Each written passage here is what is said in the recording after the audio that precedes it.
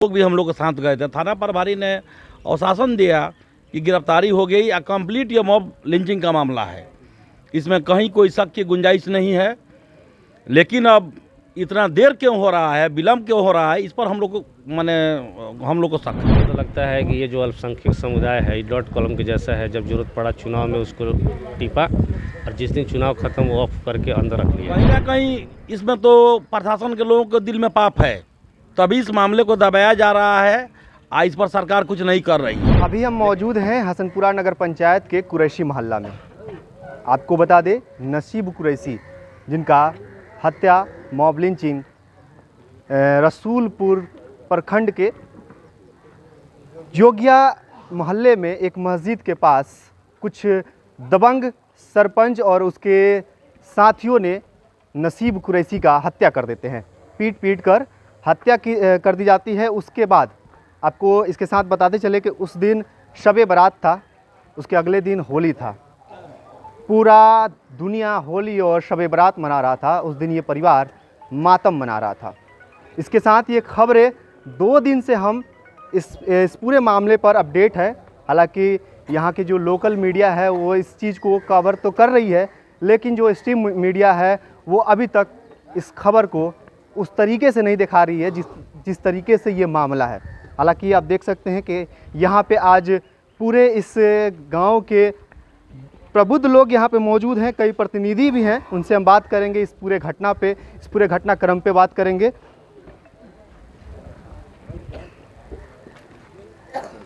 ये मामला 2 दिन 3 दिन का हो चुका है।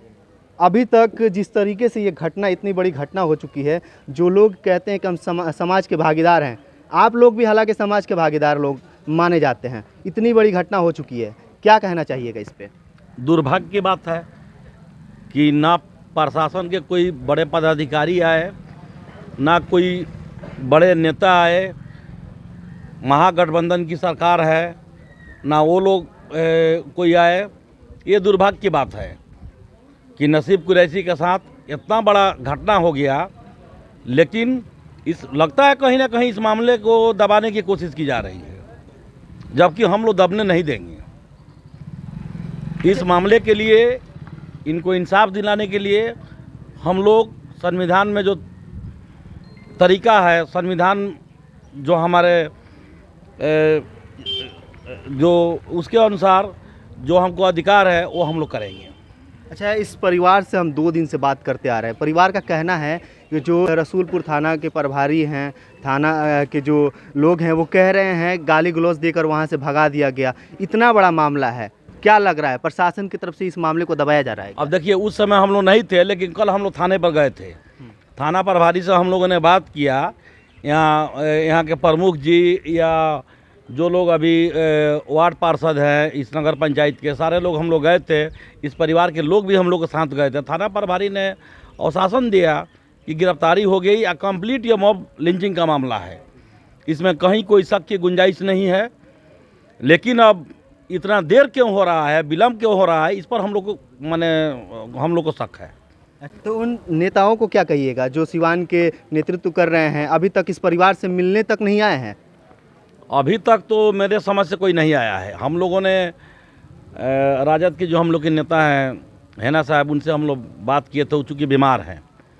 अब बाकी लोग क्यों नहीं आ रहे हैं मालूम तो सबको है। ऐसा थोड़ा है कि ये बात छिपा है। पेपर में आज यहाँ के भी हिंदुस्तान पेपर में हमने देखा, जो मीडिया वाले लोग हैं वो जैसे आप ही बोल रहे हैं कि हम 2 रोज़ से इसको चला रहे हैं न्यूज़ को, तो लोग देखता है, सुनता है, समझता है। लेकिन अब क्यों नहीं आ रहे हैं, इसका हम लोग भी समय पर जवाब देंगे।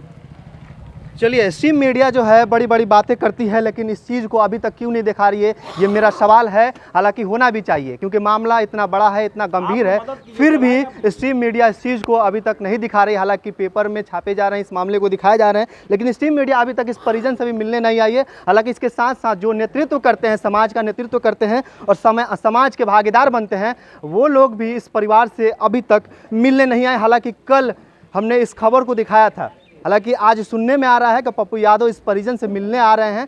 अभी तक वो यहाँ आए नहीं हैं। हालांकि हम और इंतज़ार करते देखते हैं कि इस परिजन से पप्पू यादव मिलने आते हैं कि नहीं और आके क्या कुछ बात करते हैं। उससे पहले यहाँ रजनपुरा पंचायत के मुखिया जी भी आए हुए हैं। क्या कहिएगा, 2 दिन बाद आप परिजनों से मिलने आ रहे हैं, इतना बड़ा घटना है, इस पर आप लोगों का क्या प्रतिक्रिया है?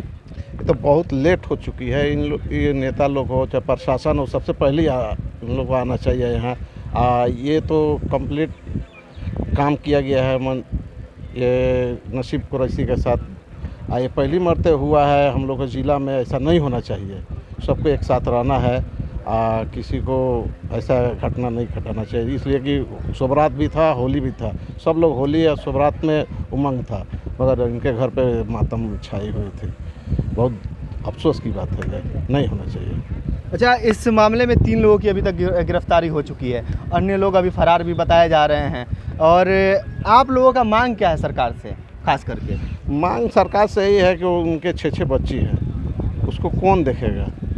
इन लोगों को सहायता करना चाहिए। जो 25-50 लाख रुपया है मदद में दिया जाए इनको। जो किया है उसको अरेस्टिंग किया जाए। अच्छा, सबसे पहले यही है कि उन लोग को अरेस्टिंग करके जेल भेजा जाए, उसके बाद उन लोगों को सज़ा दिया जाए कि ऐसे आइंदे ना करें किसी के भी साथ। अच्छा, कल असदुद्दीन ओवैसी ने रीट्वीट किया है मीर फैज़ल के ट्वीट को रीट्वीट उन्होंने करके कहा है, बिहार सरकार पे उन्होंने सवाल खड़ा किया है कि इसी तरह से मॉब लिंचिंग का मामला बढ़ते जाएगा, आप लोग सिर्फ इफ्तार पार्टी में ही शरीक कीजिएगा, इस तरह के मामले में आप लोग बोल नहीं रहे। अभी तक सरकार की तरफ से भी इस मामले पर कोई प्रतिक्रिया दिख नहीं रहा है। प्रशासन का भी रवैया इस पर देखा जा रहा है कि बड़ा गंभीर आ रहा है सामने, तो इस पर आप क्या कहिएगा? नहीं, वो जो बात बोले तो सही बोले हैं। प्रशासन चुप खामोशी अख्तियार की हुई है, उसको तेज़ी लाना चाहिए। हम लोग सोए नहीं हैं, हम लोग जगे हुए हैं, ऐसी बात नहीं है। हम लोग सोए नहीं हैं, जगे हुए हैं। इसको दबने नहीं देंगे, इसको उठाएंगे और ऊपर तक जाएंगे। जो जैसे होगा वहाँ तक हम लोग चलने के लिए तैयार हैं इस काम के लिए।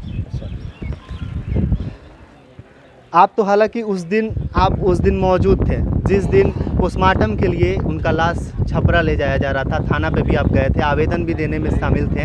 आवेदन देने के दौरान वहाँ के जो प्रशासन थी उसका रवैया क्या था, ये बताइए हमें जरा। देखिए, हम लोग जब गए थाना पे तो बड़ा बाबू बोले कि जो आप लोग लिख के दीजिएगा हम स्वीकार करते हैं। अच्छा, हम लोग दिए, वो लिए। उसके आधा से 1 घंटा में 3 लोग की गिरफ्तारी हुई वहाँ पे। अच्छा, प्रशासन जितना काम करना था वहाँ पे की है, ऐसा बात नहीं की। यहाँ नेता नहीं कर रहे हैं जो हम लोग के पार्टी के हैं। उन लोगों को इसमें आगे आके मॉब लिंचिंग करना था, यहाँ आना था, इस परिवार को जो भी सहानुभूति हो देना था।